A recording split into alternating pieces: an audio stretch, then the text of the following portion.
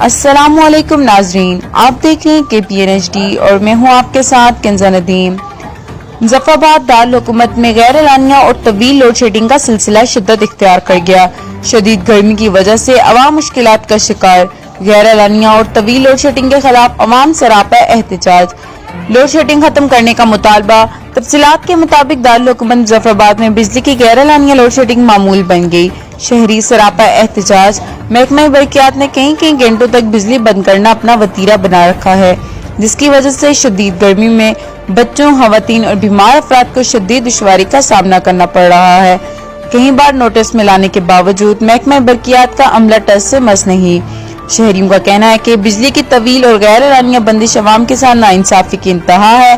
شدید گرمی میں مشکلات کا سامنا کرنا پڑ رہا ہے۔